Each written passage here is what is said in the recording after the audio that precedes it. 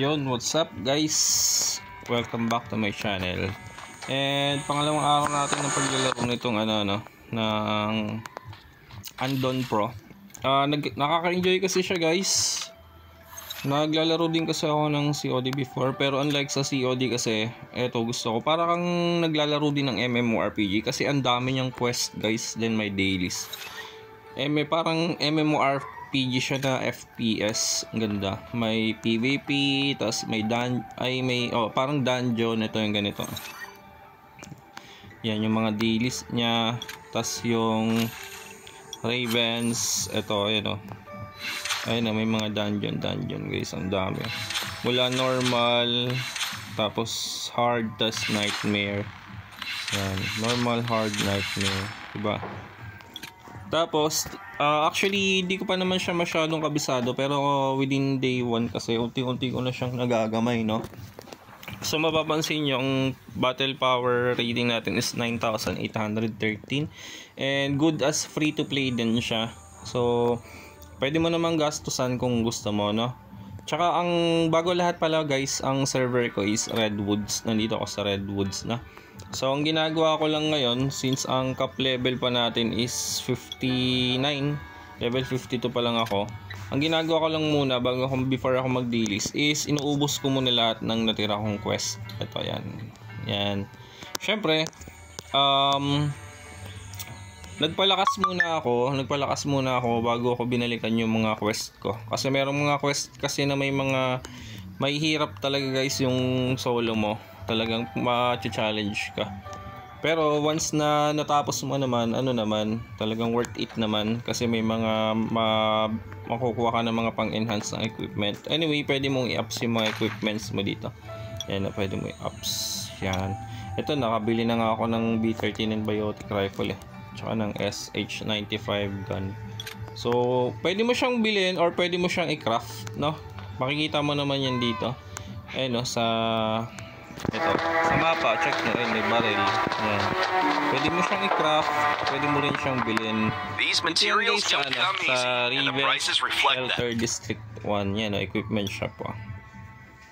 Pwede kang bumili, yan. Pwede mo rin, ito pang level 50. Yan, so mapapansin nyo, yung equipments ko puro pang level 40 pa lang, no? Hindi pa ako bumibili. Kasi, syempre, mas maganda ipunin muna natin yung resources natin hanggat kaya pa naman natin yung mga quest. And, maraming player dito sa Redwoods. Makikita nyo yung server na to pulang-pula. Kaya dito ako pumasok. Syempre, para hindi ako mahirapang pag magda-dungeon ako, diba? Hindi mahirap pumanap ng party, guys, no? Tapos, pag magka-craft kayo, let's say, ito sa homestead, ito, pwede ko na i-upgrade to, no? Yan, pwede ko na siyang ipa-level 7. Pero since hindi ko pa naman na ma-maximize yung level 6 ko, kasi hanggang 59 pa naman yung cap ko, hindi ko muna ginagalaw, no? Sa homestead ko. Okay. Tapos, pag magre-repair kayo, turuan ko din kayo guys, punta muna tayo ng homestead. Ito, punta ka ng homestead, tas go. Pindutin mo lang yung go. Ayan, pupunta ka na dyan diretso. Mamaya ako magko-quest, guys. Bibigyan ko muna kayo ng mga tips, no, sa mga bagong maglalaro nito. Ang pangalan niya is Andon. Huwag kayo mag-alala kasi may graphics din siya na low. Ang gamit kong graphics is naka-high. Syempre, ang taas ng graphics niya pag nag-ultra ako, medyo malakas sa battery. Yan. So, naka-high graphics lang ako, hindi ako nag-ultra. Which is, pwede naman akong mag-ultra. Yan. Tapos naka-cinematic. Naka-high lang. Yan. Tapos punta na tayo dito guys. Ito na yung homestead ko guys, level 6. Naka-glass yan guys. Naka-yan, rare. Naka-glass yan. So ito guys, pagka magka-craft ka, ito. Magka-craft ka ng weapon. Kaya ipunin mo yung silver mo guys. Huwag kang bili ng bili. Ito. Dito mo rin i-repair yung mga weapon mo guys. Kasi pag nasisira yung sumasabog yung mga weapons na yan, no? So dito mo rin siya i-repair. Tapos kiklik mo lang yung mga materials kung paano mo siya mabubuo. Yan, let's say for example, ito yung materials. Repair parts, level 1. Punta ka ng, ng workbench. Ito, auto navigate. Yan, ito yung workbench mo. Dapat magkakatabi lang para di ka mahirap. Yan, kakraft no. Tapos dito, ito yung mga requirements. Yan. Repair parts. Requirements ng repair parts level 2. Yan. Tapos marami na akong yung gamit ko guys, yung weapon ko, ginamit ko yung gold ko. Yan, bumili ako ng weapon kasi may nabenta ako naka 80k yata ako na gold. So nakabenta ako. Kung mapapansin niyo may gold ako. Yan 29,000 na lang kasi bumili ako nitong SH95 gun at saka ng B39 biotic. Yan, tas AK. Binili ko yan tatlo guys. Yan, binili ko yan tatlo. Ito ginagamit ko pang pag nandito lang ako sa sa labas. Dito lang sa field. Pag nasa loob naman ako ng dungeon, ang ginagamit ko si SH95 gun shield. Tapos ang gamit ko sa may passive skill naman guys, ang ginagawa ko, mina-maximize ko lang yung mga damage, no. Sa device ko naman hindi heal kasi may biotic ako. Actually mali nga to, mali yan. Dapat hindi ko pina-level to, mali. Hindi ko pina-level sana. Ang pina-level ko sana itong auto turret ko. Kasi nung pag starting kasi guys, mahihirapan talaga kayo sa laro na to. Kasi yung biotic guys na barrel guys, kahit hindi ka na mag heal kasi once na tumatama yung bala mo, automatic, para siyang life steal guys, ganun. Tapos pwede mong gamitin siya pang heal. Ganito guys Ito. Let's say, equip ko yung biotic ko. Yan, equip natin. Ito. Makikita mo yan, may heal siya. Ayan Tas ito naman, pagka halimbawa pulado yung kakampi mo, yan yung 0. Ito yung pinipindot-pindot ko. Pag pulado yung kakampi mo, pwede mong ibaril sa kakampi mo yan. Madadagdagan po yun ng kakampi mo guys. Yan, tas yun, grenade. Tas ito yung landmine naman. Yan, landmine. Diba? Angas, diba? Ayun yung biotic guys. Tas naka 4 times scope ako. So doon din mo siya ika-craft guys, yung mga pang ng barrel dito sa sa hold on. Workbench yan sa craft weapons. Ito guys ito yan, yung mga scope, yung mga magazine, yung stock, yung grip, dito mo rin siya tas na-enhance din siya, napapa-level din siya. Yan. Ito, click mo lang yung barrel, enhance, tas yan dyan, pwede mo siyang i-polish. Ito, na-enhance na, upgrade din yung mga yan. Yan, pwede mo silang i-upgrade pag may mga materials ka na. Tas, kiklik mo lang yung mga materials kung saan sila nakukuha, Yan, so ganun lang guys. So, bali, ang tip ko lang dito sa laro na to guys, before nyo gawin lahat ng quest nyo, para hindi kayo hassle or mahirapan, mag-farm muna kayo. Halimbawa, punta kayo ng field, mag-farm kayo ng mga materials pang craft, para makaipon kayo guys. Halimbawa, ito, lalabas tayo ng field guys. Ito. May mga dito, pwede kang magsibak ng kahoy, yung mga puno, pwede kang sibakin yan guys. Tas, check mo rin yung mapa, may makikita dyan sa mga mapa. Ayan, pwede kang mag-farm. Ito, meat, pa-farm tayo ng meat, di ba? For example, farm tayo ng meat, Kapit ko dyan. Hold on. Hindi yan. Ito, so, tayo ng, ayun, may meat sa mapa. May meat. Punta natin yung meat sa mapa. Diba yan? Ayan, punta tayo guys, Ngayon, pag napatay mo na yan, guys, lapit ka sa kanya. Ay, parang may umiilaw na putot. Lapit ka, F-hunting. Yan, tapos balik ka dun sa mo. Sa homestead mo.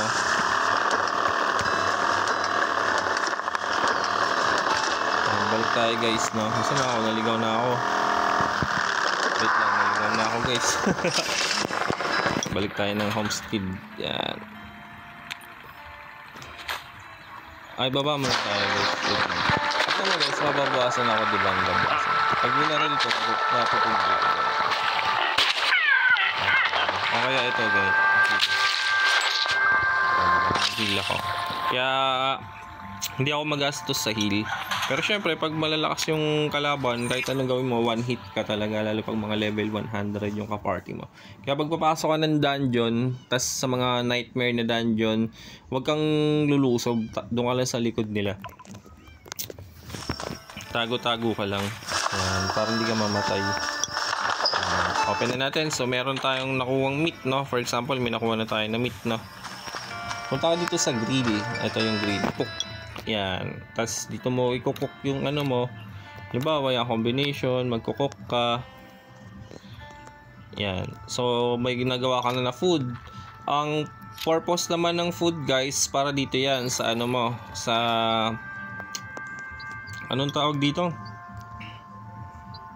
Basta ito yung nasa left side na puting bar, yan dyan. Yung isa naman, yung food yon. Tapos yung isa, depende kung may nakalagay na health. Ito, halimbawa ito, yan. Ano ba? Click natin. Backpack.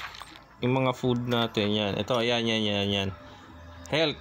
Yan, may nakalagay siya na health. Tapos yung ano naman, yung pangalan nito.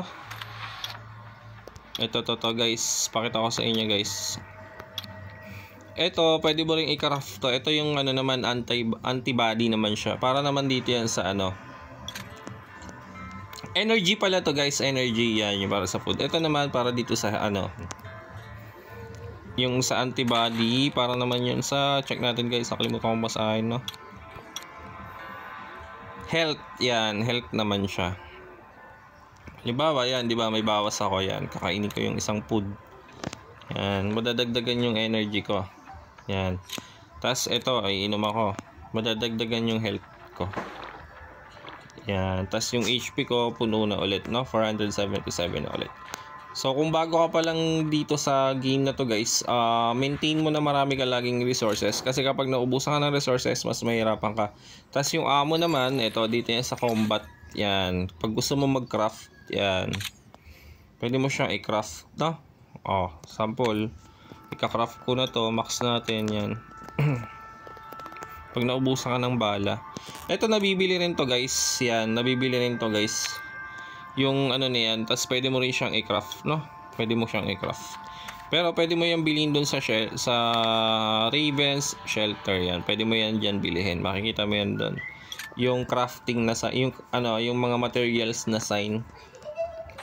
Yan. So, hindi ka mahirapang mag-craft dito pag naubusan ka ng bala, guys, no?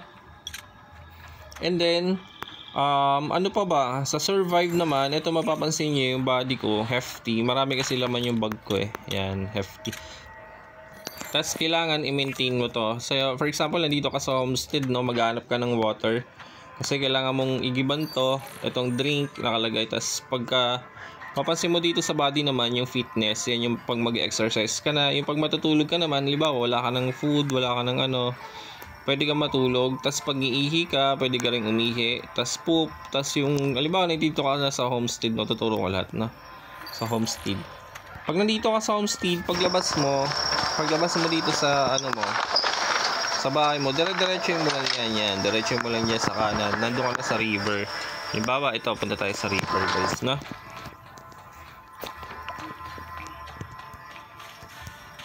Yan. Yan, dito guys, punta ka ng river, no? Hindi pa ako nagpi-fishing eh, hindi pa ako nagpapalevel ng mga ano ko. Ayan, wala pa akong item. Ayan, survivability, add water. Puno yung water ko. Pwede ka mag-ilamos. Tapos pagka may nakalagay dito sa hygiene, halimbawa yung hygiene mo, bawas. Yan, halimbawa, bawas yung hygiene mo, pwede mo libahan yung damit mo. Yan, kasi syempre, pag bumaho ka daw, mabilis ka maaamoy ng mga zombies. Yan. Lalaba tayo ng hygiene. Tapos pwede ka din umihi dito. Yan. Diba napuno yung hygiene ko, guys. Tapos ihi tayo. Yan. Hanap tayo. Basta ganun lang, guys, no? Kasi green pa naman yung metabolism natin eh. Yan. Green pa naman siya. So hindi pa siya naiihit. Yan. So, yun lang guys. Sana may natutunan kayo kahit pa paano. Medyo, pagdating naman sa equipment guys, depende kasi sa inyo yan kung anong ilalagay nyo sa mga passive nyo. Parang sa MMORPG din. Napaka-importante ng mga passive.